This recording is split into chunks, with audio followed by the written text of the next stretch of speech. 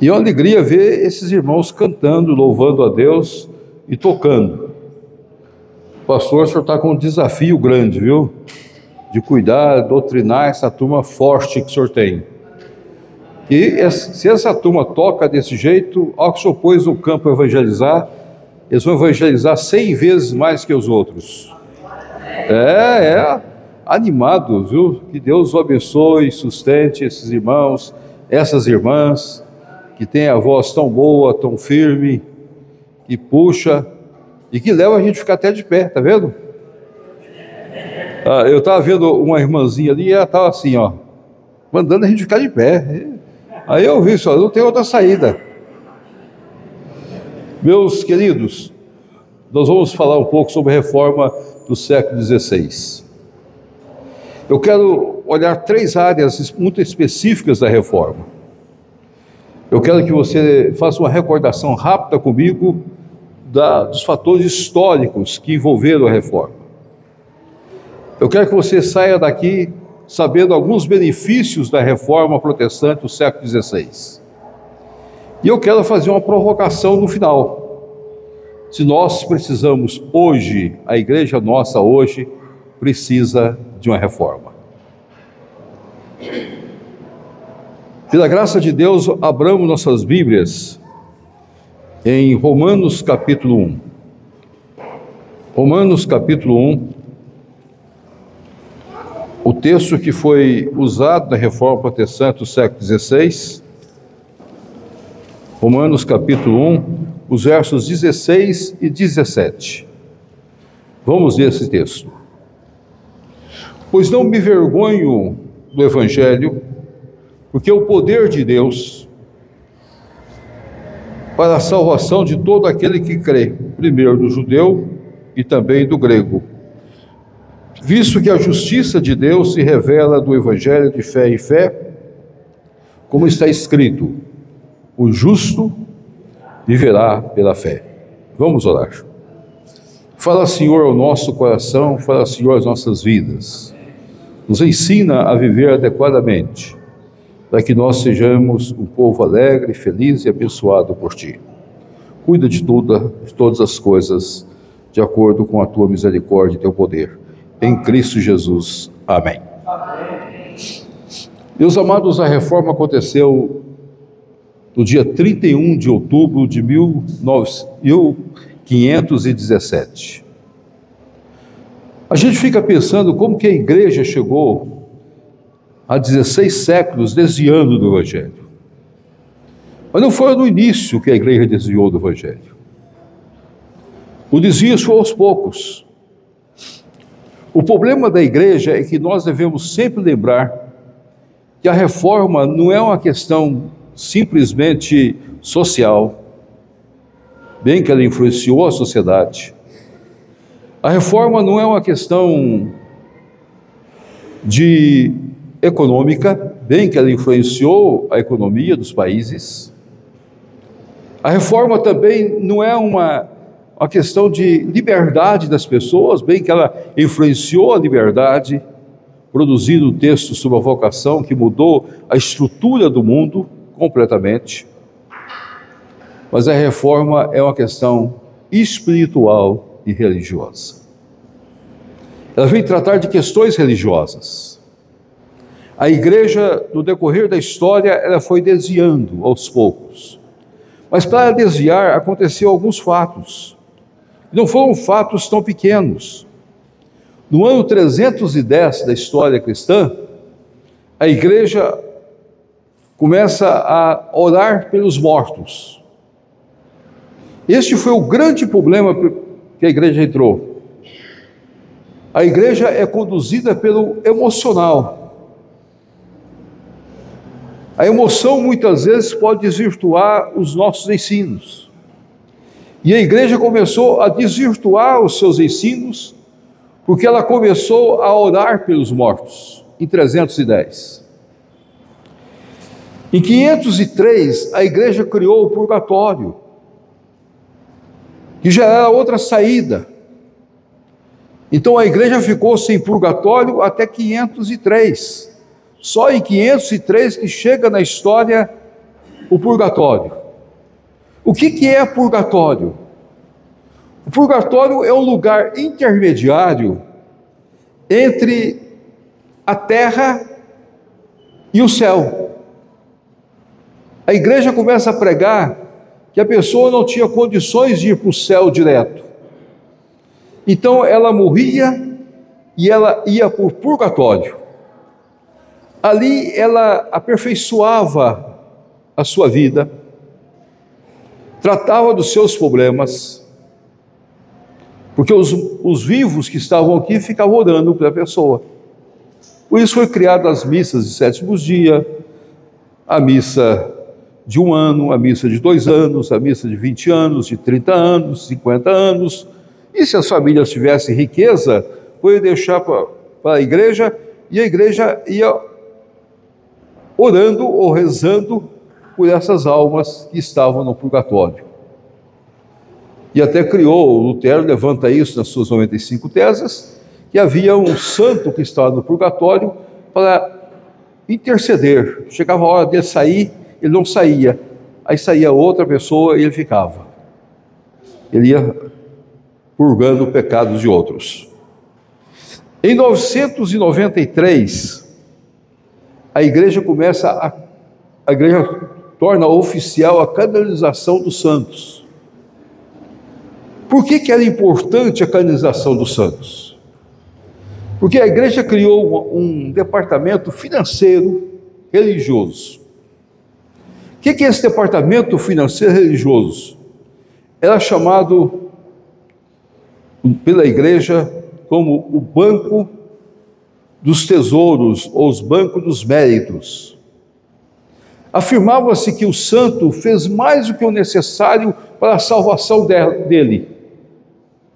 Então, quando uma pessoa era canonizada, era um reconhecimento que essa pessoa fez tanto que ela foi direto para o céu.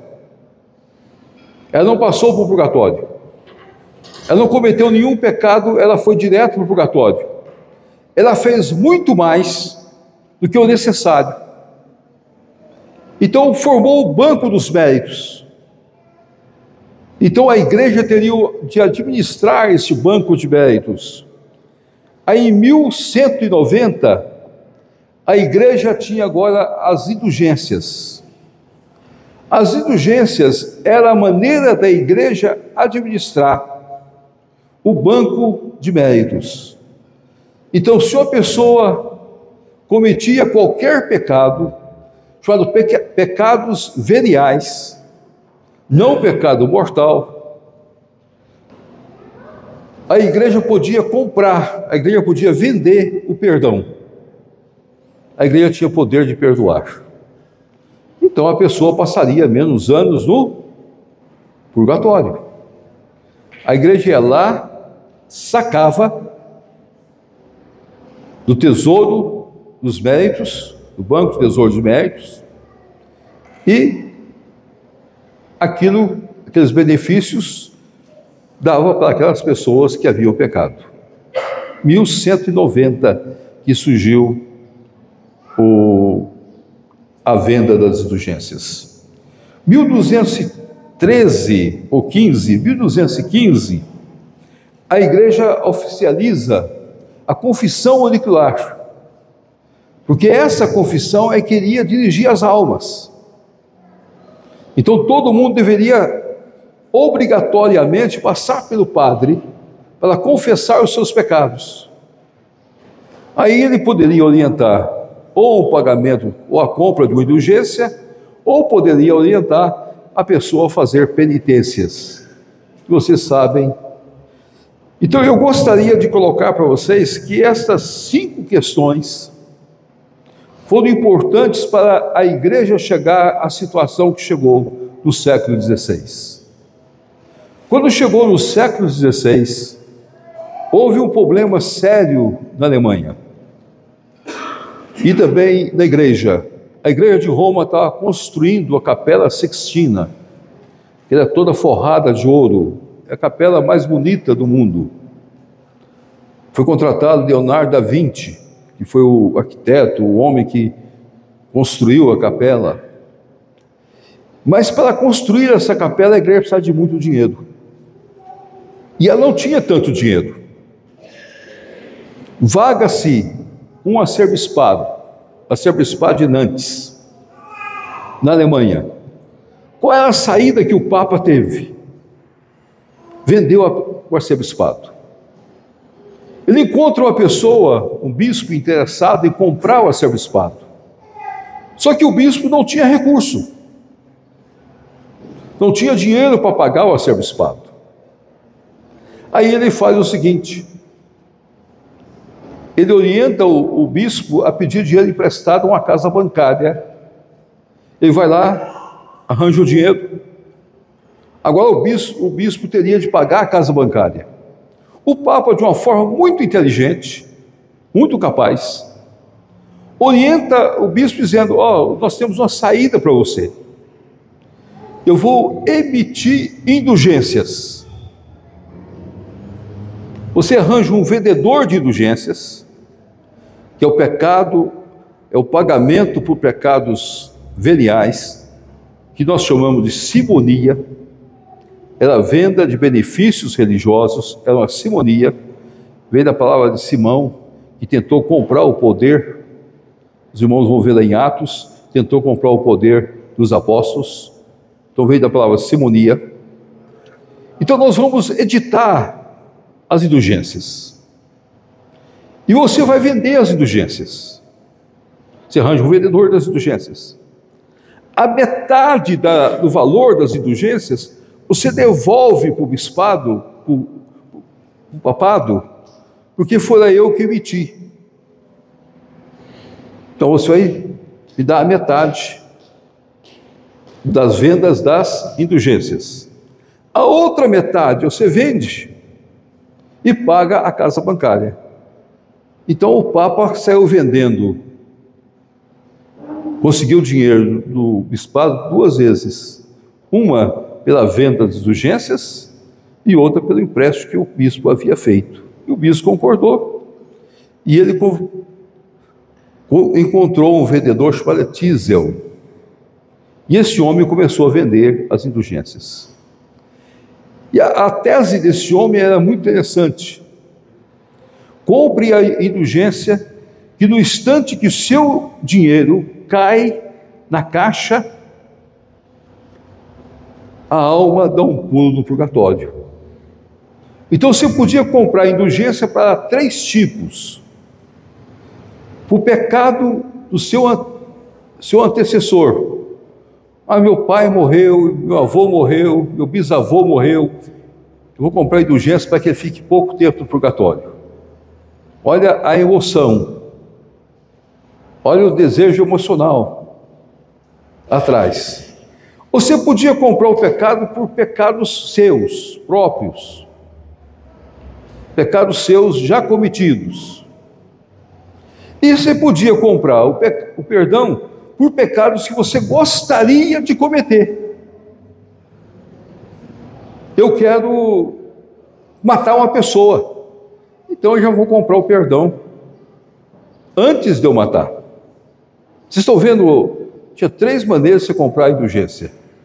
Podia comprar um antepassado, podia comprar um pecado que você estava cometendo, que você havia cometido, ou poderia comprar por um pecado que você gostaria de cometer.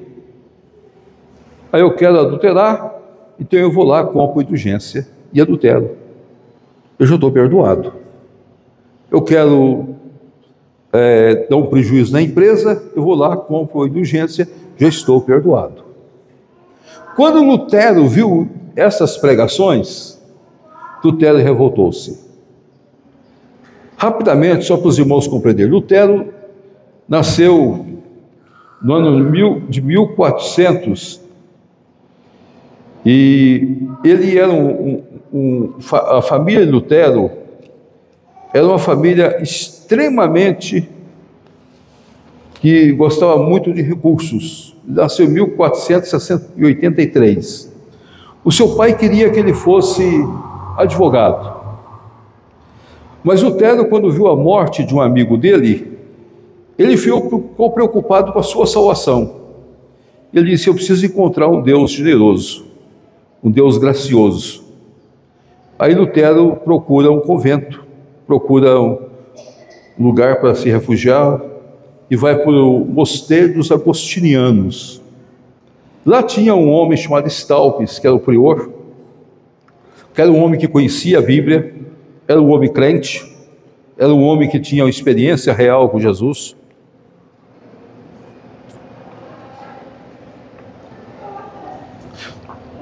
Então Staupes interessou por Lutero, e Staupes deixou bem claro a Lutero que não era a penitência que daria a salvação para ele, não era um ato de penitência, mas ele precisaria de uma experiência real com Deus. O justo viverá pela fé. Lutero era professor de Romanos, professor de Gálatas, professor de outros livros da Bíblia, principalmente Salmos. Alguns autores chegam a dizer que Lutero decorou todos os salmos da Bíblia. Ele sabia de cor todos os salmos. Era uma cabeça fora da normalidade. Era um homem extremamente capaz, estudioso. E nesse período Lutero então tem a experiência com Cristo. E quando ele tem a experiência real com Cristo, ele olhou para aquela situação e disse: não, eu não posso aceitar isso. A salvação é pela graça. A salvação é pela graça e a salvação é em Cristo. Aí começa 3 pontos centrais da reforma que mais tarde, no século XVII, é que esses 3 pontos se tornam evidenciados na vida da igreja. Lutero volta-se para a Escritura, então sola Escritura, só a Escritura. Lutero volta-se para Jesus, solo Christus. Lutero volta pela graça, sola gratia. Então os pontos centrais começam a ser formados na cabeça de Lutero. E ele começa a pregar. E ele faz 95 teses para a discussão. Lutero não queria sair da igreja. Ele propõe 95 teses para a discussão. Isso em 1517. Você nasceu em 1483. Vocês podem olhar que Lutero estava bem jovem, com 34 anos nessa época. Ele veio fixar as teses no dia 31 para o dia 1º. Porque o dia 1º todo mundo ia para as igrejas. Lembra vocês que eu falei da canonização dos santos? Então todo mundo sabia que os santos estavam canonizados, que eles podiam pedir pelos santos. Então todo mundo dirigia-se às igrejas, era o dia de todos os santos. E o dia 1º seria, dia 2 é o dia dos mortos. Então ligou as duas coisas. Lutero então afixa as 95 teses. Ela desperta a discussão, desperta o debate. Só que o Papa não queria discussão, porque aquela discussão poderia trazer prejuízos para a igreja. Era questão financeira. Então Lutero perde a sua posição. Ele é expulso da igreja. Ele é tirado da igreja. E ele não mais teria lugar. Aí começam as dietas. Dieta de espirra, dieta de worms. Quando Lutero reafirma que só a Bíblia poderia deixá-lo e calá-lo se ele tivesse alguma coisa errada. E na dieta de espirra é a primeira vez que o nome protestante aparece, porque eles protestavam contra aquelas teses. Meus amados, Calvino aparece na história em 1535. Então até 1535 nós nunca ouvíamos falar de Calvino. Então Calvino aparece na história indo para Genebra em 1535, depois da sua conversão. Ele nasceu em 1509. Em 1535 ele foi para Genebra, ali começa seu ministério, pregando as doutrinas da salvação e da graça, pregando todas as doutrinas que haviam sido adotadas, sola gratia, sola escritura. Então são as doutrinas básicas que Calvino pregou. Em 1538, Calvino é expulso de Genebra,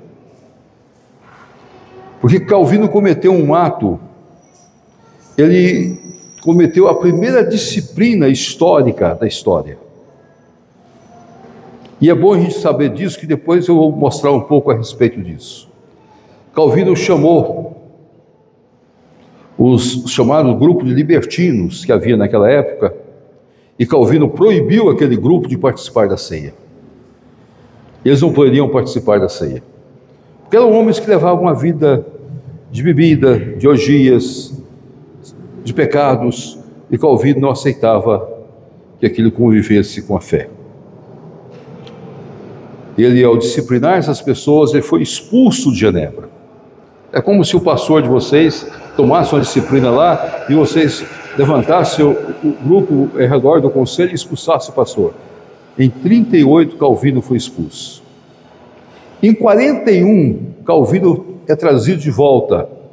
3 anos depois, entrou um caos em Genebra. 3 anos depois, Genebra estava num caos. E eles chegaram à conclusão que o único homem que poderia resolver aquela situação do caos era Calvino.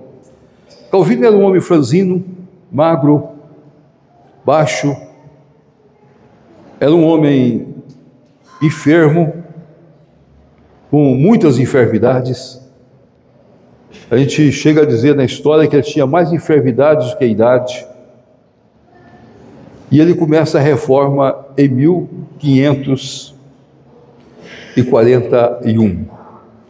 E ele vai trabalhar até 1564. Foram só 23 anos de ministério de Calvino. E o que ele faz em Genebra? O que ele traz para nós? É aí que eu quero mostrar os benefícios da reforma. Calvino deixa bem claro que precisava criar um modelo de trabalho. Primeiro, o homem transformado em Cristo Jesus não pode ser um homem indiferente às pobrezas que estão ao redor dele. Então, Calvino cria a diaconia. O primeiro ministério que Calvino cria é a diaconia. Era a preocupação com aquelas pessoas que eram mais pobres, que precisavam de apoio, precisavam de carinho. Se a igreja tinha alguma coisa, deveria associar e ajudar essas pessoas. A segunda questão de Calvino foi, Calvino criou de fato uma visão democrática de governo. Ele tinha o Conselho de Genebra. E é esse conselho que dá depois, mais tarde, a ideia do sistema democrático que nós temos em nossas igrejas. Que eu disse a vocês mais cedo, dos nossos concílios. Então Calvino, ele não aceitava ele ser o papa daquele movimento. Ele tinha um conselho para discutir as matérias. Ele tinha um conselho para conversar sobre as reformas que precisavam ser feitas. Então a reforma de Genebra foi uma reforma extremamente democrática e conciliar, onde Calvino se submeteu ao Conselho de Genebra para tratar de todos os assuntos. Mesmo que ele gostasse de trazer Farel de volta, ele não pôde trazer, porque o Conselho não aceitava Guilherme de Farel de volta à cidade de Genebra. Outra coisa de Calvino, ele fundou uma academia. Ele defendeu a tese que todas as pessoas precisam estudar. E aí vem a doutrina da vocação, que foi a grande revolução social, democrática e educacional daquele período histórico e até os nossos dias de hoje. Há muitos estudiosos que dedicam tempo para estudar a visão social de Calvino. Eu recomendo o livro de André Billier, que fala sobre o socialismo, a visão social de Calvino. Calvino, então, fez a grande revolução. Era o momento de estudar essas questões. Então, sola gratia, sola fide, sola Deo Glória, sola Escritura. Então tudo isso estava imbuído. E todas as pessoas poderiam estudar. E Calvino foi o homem, juntamente com Lutero, anos mais tarde, que criaram a educação pública. Então hoje nós temos a educação pública, nós devemos a esses homens, que romperam com o feudalismo. Foi eles que romperam com o feudalismo e dizendo o seguinte: se você nasce trabalhando numa empresa, não precisa do seu filho trabalhar na mesma empresa. Seu filho pode estudar, pode chegar a ser diretor, pode chegar a ser médico, pode chegar a ser engenheiro, pode chegar a ser pastor. Tudo é vocação de Deus. A visão vocacional foi outra grande revolução. Então nós vamos ter a academia, que traz do seu bojo a ideia da vocação, desenvolvimento social e de crescimento das pessoas. A outra coisa que Calvino trouxe foi a liberdade. Esse é um dos assuntos mais discutidos no mundo. Nós temos a liberdade de imprensa, nós temos a liberdade religiosa, que é a sola Escritura, e o livre exame das Escrituras gerou uma situação decisiva e séria daquela época. Se nós sabemos esses benefícios, a grande pergunta que nós temos nos nossos dias hoje é se nós precisamos ou não de uma reforma. Eu sempre tenho dito que nós não precisamos de uma reforma. O que nós precisamos é voltar aos princípios da reforma. É a luta contra o pecado. Não deixar que esses pecados administrem a igreja. E ao mesmo tempo nós precisamos ter coragem de chamar o povo para a santificação, para a entrega diante do Senhor, dentro dos mesmos princípios que a reforma trouxe para nós. Então o importante, meu querido, não é uma nova reforma, o importante é uma nova vida de santificação da igreja.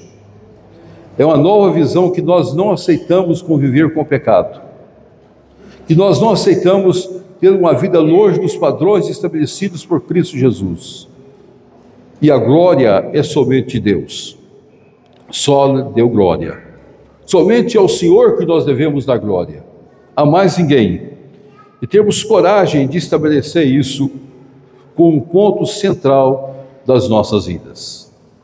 Que Deus, na sua graça, possa nos abençoar a cada dia. Que nós possamos compreender que todos nós somos salvos pela graça, sola gratia. Que todos nós somos salvos pela fé em Cristo Jesus, sola fide. Que todos nós somos salvos para estudar e para descobrir a pessoa de Cristo na Bíblia Sagrada, sola Escritura. Que todos nós somos chamados por Deus para uma vida real de busca de reconciliação e de perdão na pessoa de Jesus Cristo, sola Cristo. E que todos nós, ao idealizarmos a pessoa de Jesus, nós possamos olhar para cima e crer que tudo é para a glória de Deus. Só deu glória. Que Deus nos abençoe. Amém.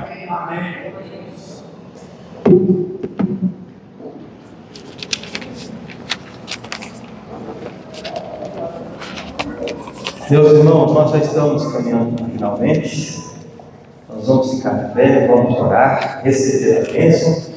E depois nós vamos acertar, porque a banda vai cantar mais uma música. O hino vai ser a harpa. Eles me explicaram por que tem que ser da harpa. Porque tem agora a partitura lá que tem a ver com o sopro aí, é isso? De pé, meus irmãos, vamos orar?